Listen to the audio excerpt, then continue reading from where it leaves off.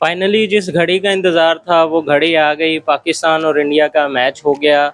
Highly anticipated match था और सारे ही पाकिस्तानी फैंस ये एक्सपेक्ट कर रहे थे, इस होप पर बैठे हुए थे कि आज तो पाकिस्तान इंडिया को हरा कर ही रहेगा। पीछे जो भी हो गया, जितना भी बुरा परफॉर्म कर दिया टीम ने, लेकिन अब जो इंडियन टीम ने हरकतें की हैं और जो उनके मीडिया ने पाकिस्तान के खिलाफ सारा प्रोपेगेंडा किया है, इसके बाद पाकिस्तान प्रॉपर जवाब देगा और पाकिस्तान बताएगा कि हम कैसी टीम है।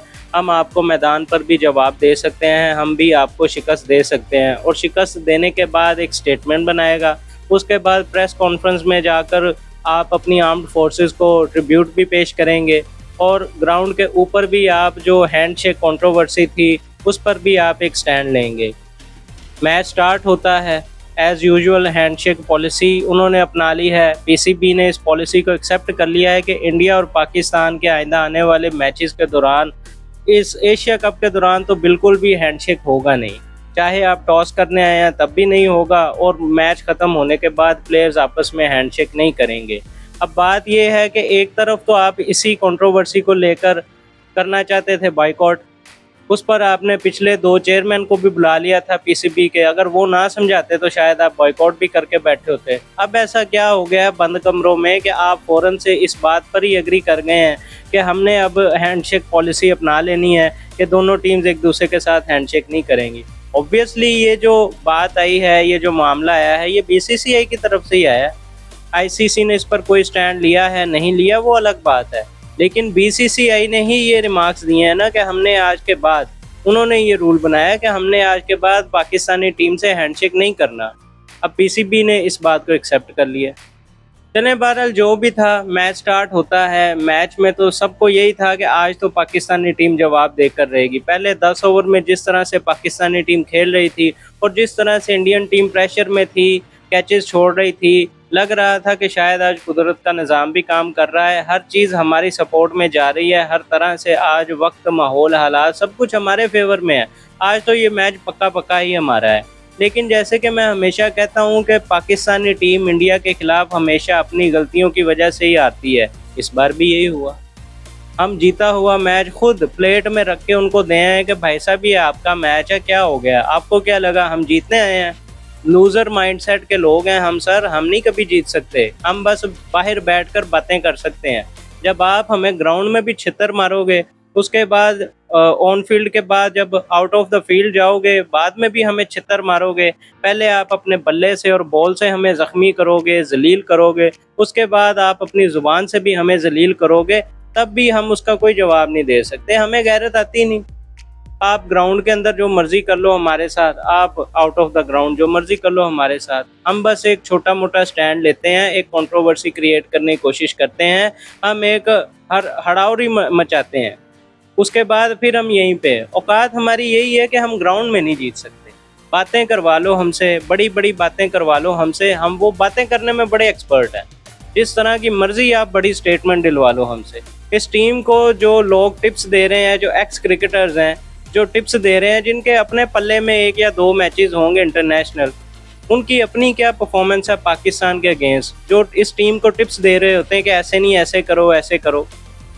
फिर अगर हम चेयरमैन की बात करते हैं तो चेयरमैन साहब की अपनी क्या क्वालिफिकेशन है? इस मुल्क में नौकरी कल्चर चलता है, इस मुल्क में यस बॉस कल्चर चलता है, इस मुल्क में कोई मेरिट पे आगे नहीं आता। पीसीबी एक कॉम्पिटिटिव इदारा था, पाकिस्तानी टीम एक कॉम्पिटिटिव टीम थी। आप एक कॉम्पिटिटिव स्पोर्ट खेलते हो, उसमें आपकी हालत ये हो गई है कि आपको खुद को नहीं पता कि हमने जीतना है या नहीं जीतना। 14 वाला जो मैच हुआ था उस पर मैं बार बार यही कह रहा था कि पहले प्लेयर से भी पूछ लो कि ये मैच खेलना भी चाहते हैं इंडिया के अगेंस्ट या नहीं। आज का जो मैच हुआ है उसमें आपके सामने है, सब कुछ नज़र आ रहा है कि ये किस तरह से खेल रहे थे। इनकी बॉडी लैंग्वेज, इनका कुछ भी करना फील्ड पर नज़र आ रहा था यार ये जीतने आए ही नहीं है, ये जस्ट मैच खेलने आए हैं, खाना पूरी करने आए हैं। इनको चाहिए सिर्फ पैसा, इनको मतलब है सिर्फ पैसे से। उनको पता है हम हारें या जीतें, हमें चेक तो मिल ही जाना है। जो सैलरी हमारी लगी है मंथली, वो तो हमें मिल ही जानी है, कॉन्ट्रैक्ट में शामिल है ना हम। जो पीछे चेयरमैन साहब बैठे हुए हैं उनको भी पता है, टीम हारे या जीते पैसा तो इनको देना है, मुझे भी जो पैसा आना है, मैंने भी जो सैलरी लेनी है, दैट्स इट। बहरहाल अगर हम पीसीबी चेयरमैन की बात करें तो पीसीबी चेयरमैन साहब भी नौकरी कर रहे हैं। वो इस टीम को ग्रो करने के लिए, इसकी ग्रूमिंग के लिए कोई अमल नहीं कर रहे, कुछ भी नहीं कर रहे। इस मैच से पहले इतना हवा बनाया गया कि अब तो पाकिस्तानी टीम जवाब देकर रहेगी। फलाने फलाने चेंजेस एक्सपेक्ट किए जा रहे हैं। पाकिस्तानी टीम ने प्रेस कॉन्फ्रेंसेस भी कैंसिल कर दी हैं। पाकिस्तानी टीम खामोश है और आपको पता है खामोशी के बाद तो तूफान ही आता है, क्योंकि खामोशी बड़े तूफान का अंदेशा होती है। क्या हुआ? हो गए ठुस। ग्राउंड में पहुंचते साथ ही ठुस हो गए। पहले तो अगर ये बात करें कि हमारे अपने कप्तान साहब पिछले सारे मैचेस में एक ही रट लगा के बैठे हुए थे कि कुछ भी हो जाए हमने पहले बैटिंग ही करनी है। शायद उसी किसी ने अब समझा दिया कि भाई यहाँ पे बैटिंग नहीं होनी, आप सेकंड बैटिंग कर लो, उसमें आप शायद जीत जाओ। तो उन्होंने कहा चलो इस बार हम सेकंड बैटिंग कर लेंगे। हर बार हम टॉस जीतकर पहले बैटिंग का फैसला लेते थे, इस बार हमने टॉस हार कर बैटिंग का इन्विटेशन कबूल कर लिया और हमने बैटिंग कर ली। पहले 10 ओवर्स में जब हम बैटिंग कर रहे थे तो हमारी अच्छी बैटिंग जा रही थी, लेकिन उसके बाद आता है मेन विलन। पहला सबसे गलत फैसला जो होता है वो तो यही है कि हुसैन तलत को आपने ऊपर भेज दिया। उसके ब्लंडर के बाद आगा साहब खुद आ गए, फिर नवाज साहब को भी खुद ले आए साथ। मैच विनर है ना वो, उसको भी ले आए साथ। मुझे ज़रा ये बता दें कि नवाज ने आज तक इंडिया के अगेंस्ट कहाँ पे परफॉर्म किया है? 20 गेंदों पर 40 वाला स्कोर कोट करेंगे आप, उसके अलावा उसकी क्या परफॉर्मेंस है? मैचेस हरवाने में उसकी कितनी कंट्रीब्यूशन है ये किसी को नज़र नहीं आता। मैं तो आज ये मुतालबा करूंगा इस प्लेटफॉर्म से कि इंडिया के अगेंस्ट आगे आप 10 साल भी खेल लें, जब जब आप खेलें, अगर नवाज आपके है स्क्वाड में है तो उसको कभी भी इंडिया के खिलाफ आपने मैच नहीं देना। मैं मोहम्मद नवाज की बात कर रहा हूँ। उसको कभी भी आपने इंडिया के अगेंस्ट नहीं खिलाना, क्योंकि ये लड़का इंडिया के अगेंस्ट खेलने के लायक है ही नहीं। वैसे तो हमारी पूरी टीम ही इस काबिल नहीं है कि आप इंडिया के अगेंस्ट खेल सकें, लेकिन फिर भी खास तौर पर ये लड़का तो बिल्कुल भी नहीं खेलना चाहिए, क्योंकि पिछले मैच में भी नज़र आ रहा था यार प्रेशर में है, उससे बैट नहीं उठ रहा था। इस बार भी वही ब्लंडर। क्रूशियल ओवर्स में आप बैटिंग करने आ रहे हो, हमेशा की तरह जो हमारी प्रॉब्लम रही है कि हम हमेशा मिडिल ओवर्स में लैग करते हैं, हमेशा मिडिल ओवर्स में ही हम रह जाते हैं। इस बार भी यही हुआ। पहले 10 ओवर में गेम आपके हाथ में थी, सारा क्राउड आपको चीयर अप कर रहा था, आपके लिए तालियां बजा रहा था। इंडियन क्राउड सदमे में था, इंडियन टीम सदमे में थी। 6 कैचेस ड्रॉप कर दिए उन्होंने पहले 10 ओवर्स में ही। इस कदर इतने प्रेशर में थी, कभी आपने देखा इंडियन टीम को इतनी ज़्यादा मिसफील्ड करते हुए? ऐसे मनाजिर थे, लग रहा था कि शायद उनको रियलाइज़ हो रहा है कि यार हमने गलती कर दी पाकिस्तान को छेड़कर। अब तो हम गए, पक्का गए। पाकिस्तान तो आज 210 220 मार के रहेगी जिस तरह से वो खेल रहे थे। एक आउट, 100 स्कोर, 10 ओवर।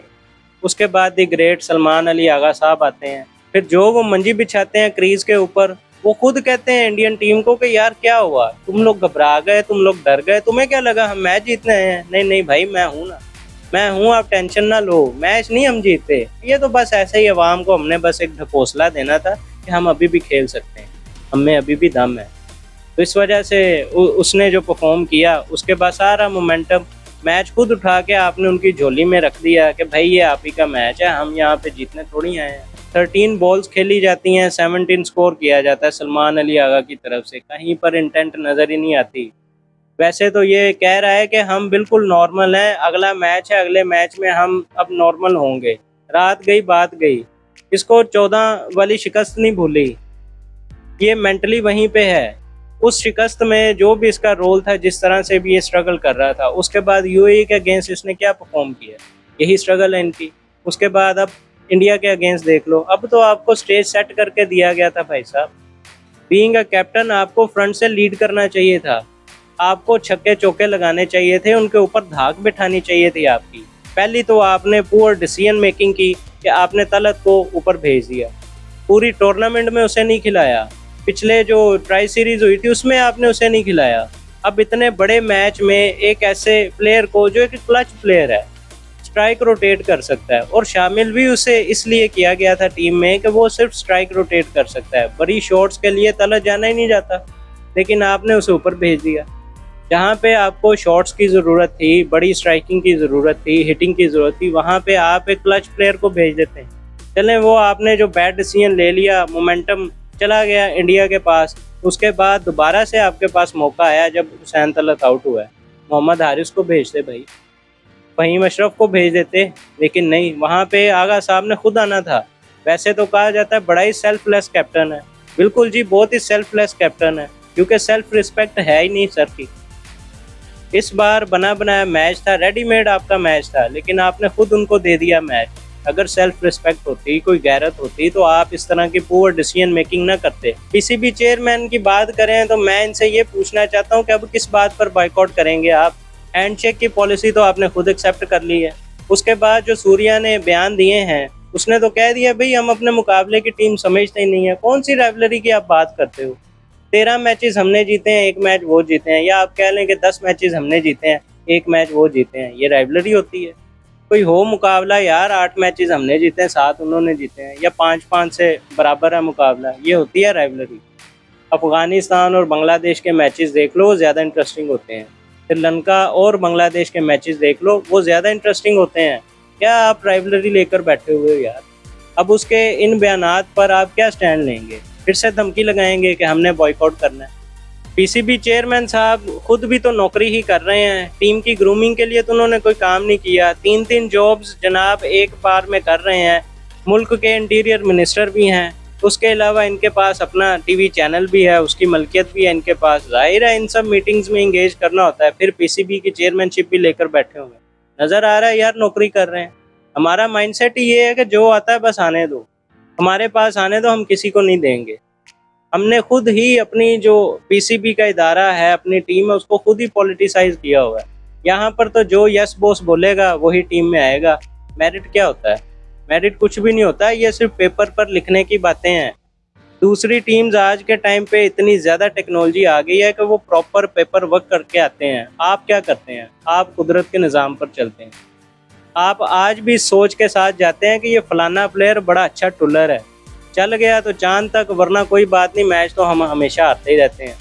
दूसरी किसी टीम में मुझे किसी एक ऐसे प्लेयर का नाम बता दें, टॉप 10 या टॉप 5 टीम्स में कोई एक ऐसा प्लेयर का नाम बता दें जिसके बारे में उसकी टीम ये कहती हो कि चल गया तो चल जाता है, फिर ये मैच एक साइड पे लगा देता है, वरना हम मैच तो हार ही जाते हैं।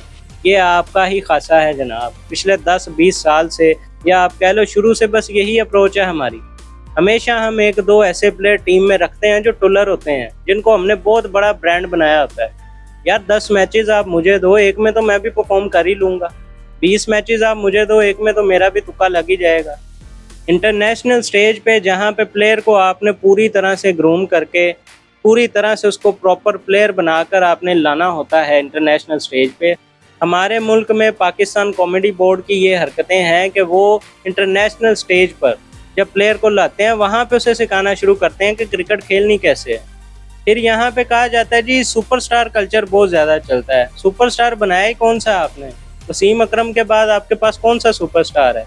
बाबर आजम और रिजवान सुपरस्टार्स हैं। जिनको कम्युनिकेट नहीं करना आता वो आपके सुपरस्टार्स हैं। जो ग्राउंड में भी सही से परफॉर्म नहीं कर सकते, जो ग्राउंड में आपको मैचेस नहीं जितवा सकते, ये आपके सुपरस्टार्स हैं। चलें, सुपरस्टार कल्चर को आपने ख़त्म करने के लिए ये टीम बनाई थी। वो जो इंटेंट की आपने रट लगाई हुई थी, अब मुझे बताएं ये जितने भी प्लेयर्स हैं सबका स्ट्राइक रेट बाबर और रिजवान से कम है। उनको निकालने का क्या फ़ायदा हुआ आपको? जिस किसी ने भी ये फार्मूला फिट किया था कि इन दोनों को निकालो सब चंगा हो जाएगा, अब वो फार्मूला काम कर रहा है। कितनी ही एम्बेरसमेंट की बात होती है कि इंडियन कमेंटेटर्स कमेंट्री में बैठकर ये बात कर रहे हो कि पिछले 10 साल से हम कमेंट्री कर रहे हैं, तब से हम जब भी पाकिस्तानी टीम को देखते हैं यही लगता है कि ये लर्निंग फेज से गुजर रहे हैं। अब तो उनके लोग ये कहने लग गए कि भाई कोई मुकाबला तो कर लो, कोई चैलेंज तो दे लो, हमें पता चले कि ज़रा लड़के हमने ये गेम जीतनी है, हमें कोई फ़ाइट तो दे दो। आप तो फ़ाइट देने के भी काबिल नहीं हो, फ़ाइट देने के भी लायक नहीं रहे आप, और आप बात करते हो हमने मैच जीतना है। आप बात करते हो हमारे आर्क राइवल्स हैं, आप बात करते हो कि हम अब इनको जवाब देंगे। अगर आप मैच जीते होते तो फरहान ने जो सेलिब्रेशन की थी वो पूरी दुनिया में वायरल होती और पॉजिटिव वे में वायरल होती। हारिस रऊफ ने जिस तरह का एग्रेशन ग्राउंड के अंदर दिखाया, जो भी उन्होंने इशारे किए, फील्डिंग में सब जायज़ है, ग्राउंड में सब जायज़ है, आप करें जो मर्जी करें। अगली टीम के साथ इस तरह की चपकलिश तो चलती रहती है, लेकिन आज पूरी दुनिया आपके इन्हीं एक्शंस को आपके अगेंस्ट यूज़ कर रही है। क्यों? क्योंकि आप मैच हारे हुए हो, आप हारी हुई टीम हो, दोबारा से हार चुके हो।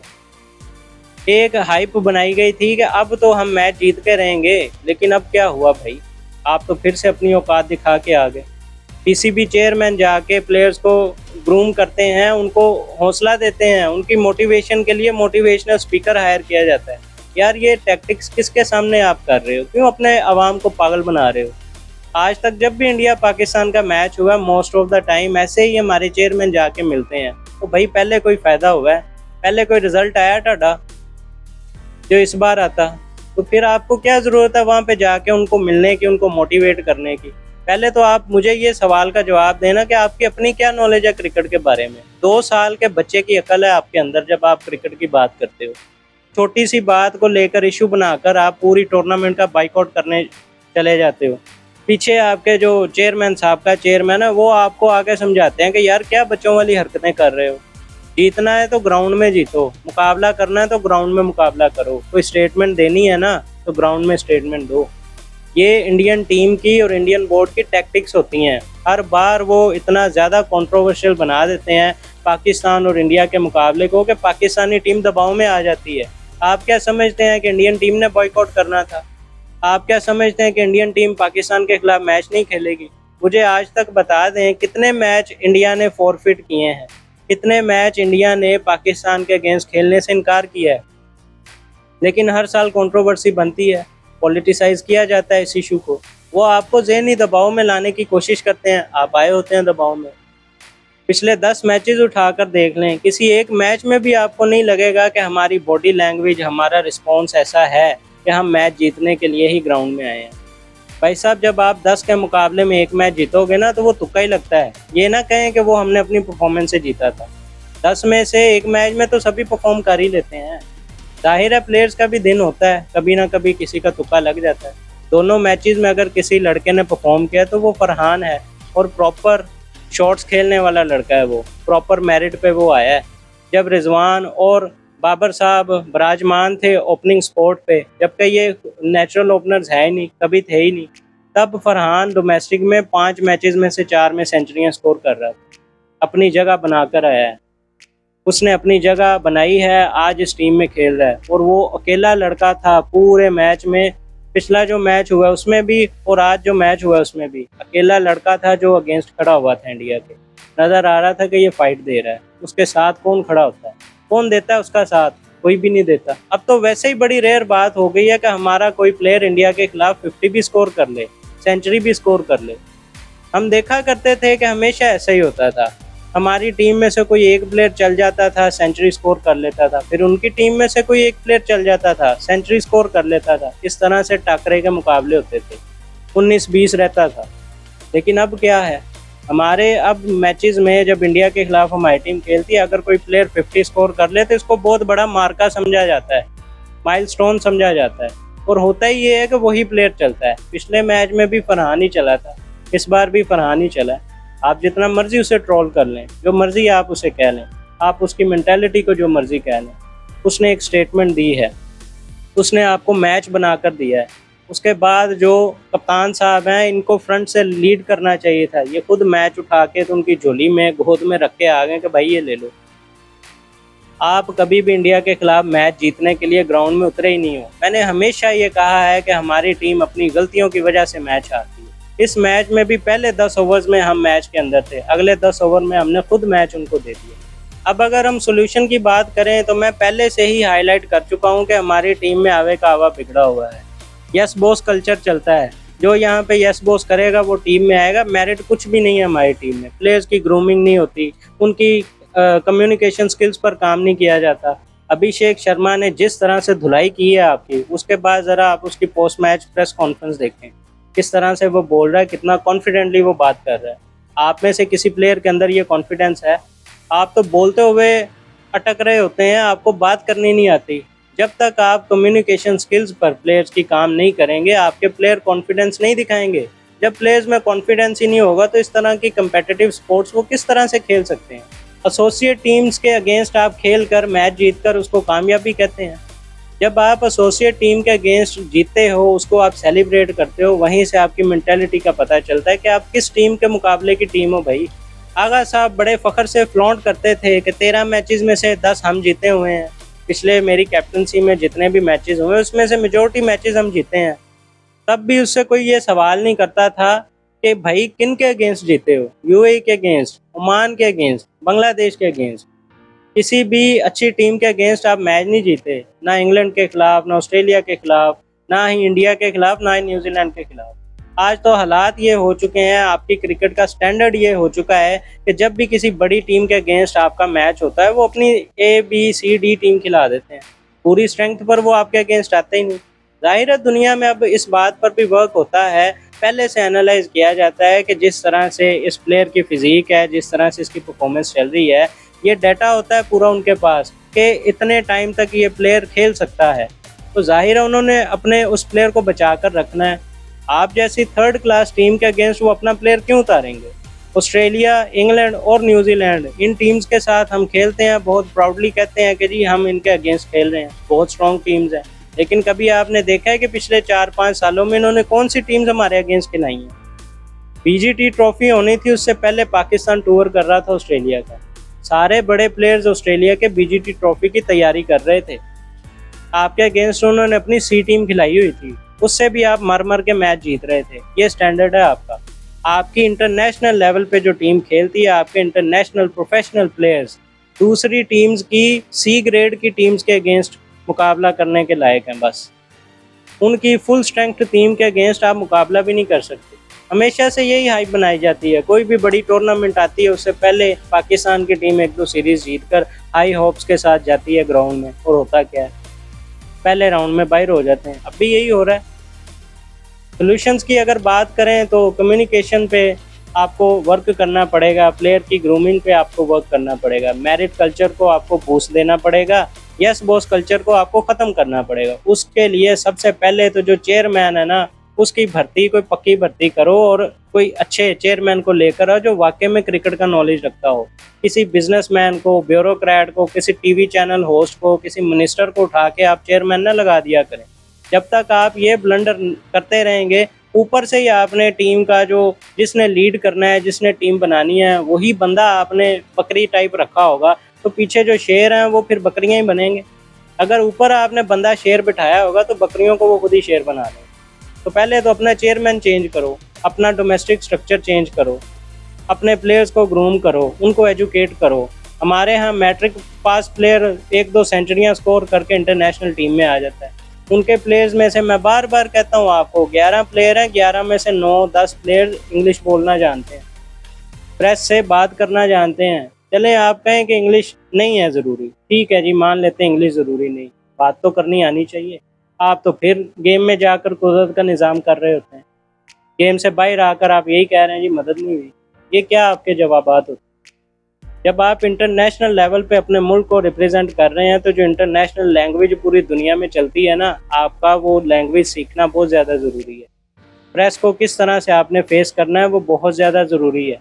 इंडिया ने कुछ भी कैंसिल नहीं किया था, कोई प्रेस कॉन्फ्रेंस कैंसिल नहीं की थी, आपने तो सब कुछ कैंसिल करके रख दिया। हवा बिठाया हुआ था कि जी हमने तो करना है, अब तो हमने जवाब देना और ग्राउंड में जवाब देंगे। खुश होगी आपकी टीम।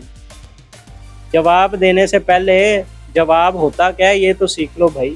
प्लेयर्स को लॉन्ग रन मिलना चाहिए, प्लेयर्स को श्योरिटी देनी चाहिए आपको कि जी आप इस टीम में इतने टाइम तक खेल रहे हो, जब तक आप परफॉर्म करोगे तब तक खेलोगे। ये क्या कल्चर है यार के 2 सीरीज आप हार जाओ, कैप्टन चेंज कर दो। हम आज भी क्यूरियस होते हैं कि T20 का जो वर्ल्ड कप आ रहा है या जो दूसरा वर्ल्ड कप होता है बड़ी टूर्नामेंट के लिए, कैप्टन कौन होगा। कौम को, इवन टीम को भी ये नहीं पता होता, जो कैप्टन होता है ना उस टीम का, उसको भी नहीं पता होता कि आगे जो टूर्नामेंट आ रही है इसमें मेरे पास ही है कैप्टनसी या किसी और के पास जाने वाली है। कोई श्योरिटी नहीं होती। प्लेयर्स को आप लास्ट मोमेंट तक नहीं बताते कि यार आपने ये मैच खेलना है।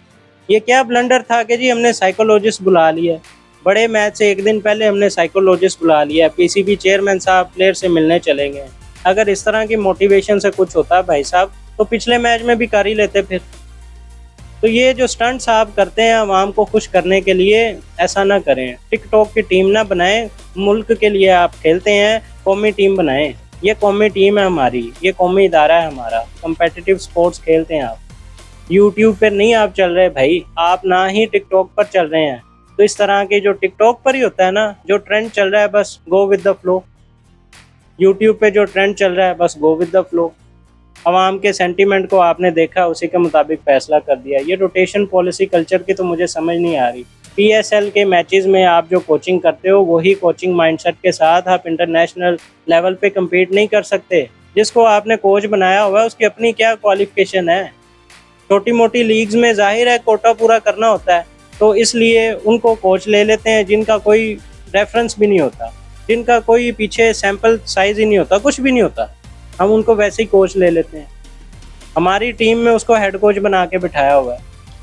उसने भी अजीब सी कसम खाई हुई है कि बॉलर को मैंने बैट्समैन बनाना है, बैट्समैन को मैंने बॉलर बनाना है। जो नेचुरल गेम है किसी भी प्लेयर की, उसको मैंने ख़त्म करके रहना है।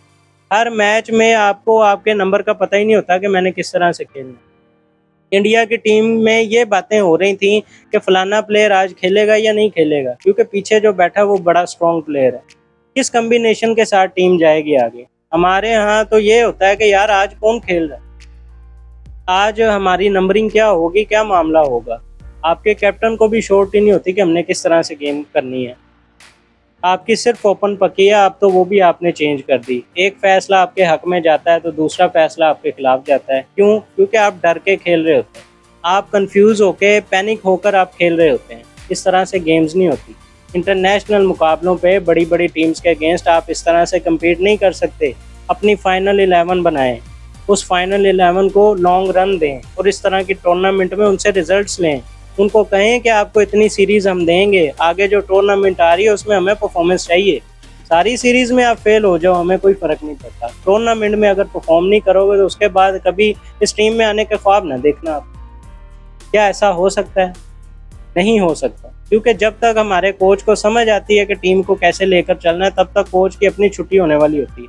जब तक कैप्टन को समझ आती है कि यार इस तरह से मैंने आगे चलना है, तब तक उसकी छुट्टी हो जाती है। 10 मैचेस अगर किसी प्लेयर को मिल जाते हैं तो ये बहुत ज़्यादा मैचेस हैं हमारे पाकिस्तानी कल्चर में। यहाँ का जो सिस्टम चल रहा है, यहाँ पे तो 10 मैचेस किसी को मिलते नहीं। आप तो ज़बरदस्ती एक मीडियोकर और एवरेज प्लेयर को सुपरस्टार बनाने के लिए बैठे हुए हैं। जो प्लेयर खुद ही कुछ नहीं करना चाहता, उसके अंदर अपना कोई कॉन्फिडेंस है ही नहीं, उसकी कोई गेम है ही नहीं, आप उसको ज़बरदस्ती सुपरस्टार बना रहे हो यार। तो इन चीज़ों को ख़त्म करो, स्ट्रक्चर को चेंज करो, मेरिट बेस पर भर्तियाँ करो, प्लेयर्स की ग्रूमिंग करो, कम्युनिकेशन स्किल्स पर काम करो। वो जो नेचुरल गेम करते हैं उस नेचुरल गेम को आप ग्रो करें। ये नहीं होना चाहिए कि एक बैट्समैन आपके पास आया तो आप उसको कह रहे हैं यार कीपिंग सीख ले फिर ही तू आ सकता है टीम में। अगर एक प्रॉपर बैट्समैन आपके पास आया तो आप उसे कह रहे हैं यार बॉलिंग भी सीख लो फिर ही आ सकते हो टीम में।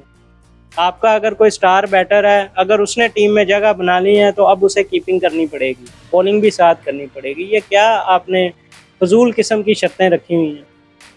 ये किस किस्म की आपकी पॉलिसी है? किस किस्म की आपकी मेरिट चल रही है? ये क्या मेरिट का सिस्टम है आपका? ये सिलेक्शन हो रही है। बहरहाल सोल्यूशन मैं आपको बता चुका हूँ। अगर आप इन पर काम कर लेंगे तो आगे आप मैचेस जीत सकते हैं, और इसके लिए भी आपको एक लॉन्ग रन चाहिए होगा, 10 साल चाहिए होंगे। अभी इंडिया की टीम जहाँ पे स्टैंड करती है ना, आप अगले 10 मैचेस भी उनसे खेल लें, 10 में से 9 या 8 मैचेस आप हारेंगे। 1-2 मैचेस जीतने को जीतना नहीं कहते, वो फ्लूक होता है। अगर अपनी उस परफॉर्मेंस को आप कंसिस्टेंटली विनिंग परफॉर्मेंस को आगे लेकर चलते हैं, उसको कहते हैं विन। देखते हैं हमारी टीम किस तरह से आगे चलती है। बहरहाल श्रीलंका के खिलाफ मुझे नहीं लगता ये टीम खेलने वाली है सही से, क्योंकि मेंटली ब्लॉक्ड लड़के हैं हमारे। कप्तान साहब वैसे तो कह रहे जी अगले मैच में हम अच्छा परफॉर्म करके बाउंस बैक करने की कोशिश करेंगे। कप्तान साहब से कोई पूछे कि जो 14 वाला मैच आप हारे थे इंडिया से, उसके बाद आप खुद आ सकें, आगे बढ़ सकें, बस बातें सुन लो इनसे। बहरहाल अब फ़ायदा कोई नहीं है इंडिया पाकिस्तान की क्रिकेट देखने का। नज़र आ रहा है यार कोई राइवलरी नहीं है, कोई कंपटीशन नहीं होता, कोई मुकाबला नहीं होता। आपको वो जलील कर लें, आपको वो बातें सुना लें, बैट और बॉल के साथ आपकी अच्छी खासी धुलाई कर लें, आपको फिर भी गैरत नहीं आनी कि हमने आइंदा से इनसे जीतना है। क्यों नहीं गैरत आनी? क्योंकि आप खुद मेरिट की बेस पर ऊपर नहीं आए होते, सिफारिश की बेस पर ऊपर आए होते। सिफारिशियों का तो काम है बस बातें सुनना। गैरत तो उनको आती है ना जो मेरिट की बेस पर आए होते हैं। जो लड़का मेरिट की बेस पर ऊपर आया उसने परफॉर्म करके दिखा दिया। वीडियो अच्छी लगी है तो इसे लाइक करें, अपने दोस्तों के साथ शेयर करें और चैनल को सब्सक्राइब कर लें। Thank you.